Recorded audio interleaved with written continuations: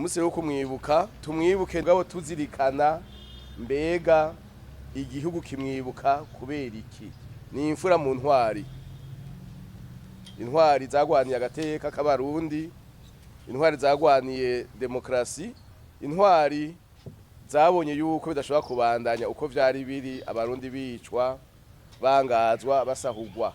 Nkagira nti uwo mutima kwiye kuresha abana bacu bakugira ngo bakurane umutima w'urukundo, umutima w'ukundana hagati yabo, umutima wo kunda igihugu, umutima wo kubabarana, umutima wo kwiyumvira ati ivyo twabaye mwo ntibize bigaruke, umutima wo kuvuga uti Uburundi nubwo abarundi kandi twebwe abarundi tuzirikana ko ari ci wacu teza kugihagararira twagiteza imbere twese turi hamwe atanumwe avuyemo.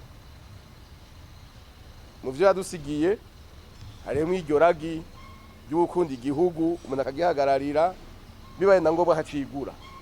Twebwe rero nk'umugabo CNDD-FDD ariwo izo ntwari zatanguje kugira ngo gihagariye neza iriteka ryo Burundi n'abarundi, tukaba tugeze uno munsi hari amahoro, nitwereka kubimushimira, nitwereka kubimwibukira kuri igenekerezo, tubabwira duti dukorane dusubire tumwibuke.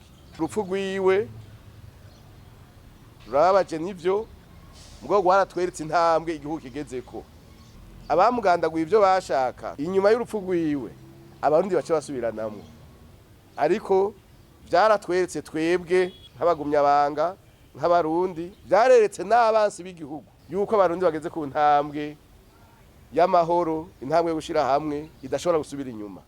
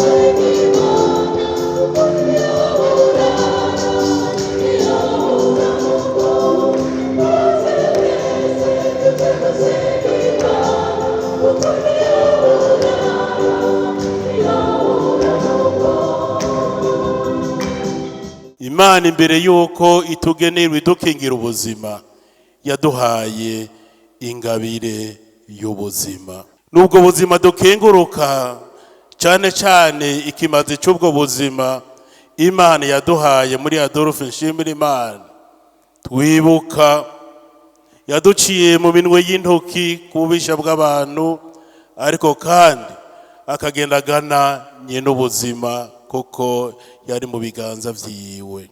Nkako abagomba kumanuza no kwankiriza umugambi w'Imana bo ntibazokwigera babura. Mu nkuru nziza abishe Yohani Batista nta kindi bashaka atari kuburizamwo umugambi w'Imana, kuzimanganya ukuri, ariko bihoye ubusa. Uko umukama rero agaranzura ibiganza, twese turi ngaha tugaranzure ivyo biganza kugira ngo dukire. Twubahuke natwe tugaranzura ibiganza umukama bihezagire, natwe twese duhinduke umuhezagiro kuwo twicaranye, umuhezagiro kuwo dusangiye uburaro n'uburamuko, umuhezagiro kuwo dusangiye imigambi yogenda iteza imbere umuryango, Uburundi imbere n'amakungu. Tuyage ububasha bw'umukama, ivyo umukama agiye kuduhereza kandi bigiye gufungurirwa igihugu c'Imana ni imfungurwa nzima, imfungurwa y'ubuzima budahera, kandi tugabira ubuzima budahera abatumwa ba Kristo bagiye gushira ku biganza vyabo kugira ngo bishikire igihugu c'Imana. Mbega iyo Imana idahindura ububisha bw'abantu mu mugisha w'isi yose, ubwo twari kuba duhagaze ngaha muri ingoro y'Imana. Abari biteze ko ibara riguye kubw'ububasha bw'abantu bagatangara kuko irembo ry'imigisha ryugurutse kubw'ububasha bw'Imana.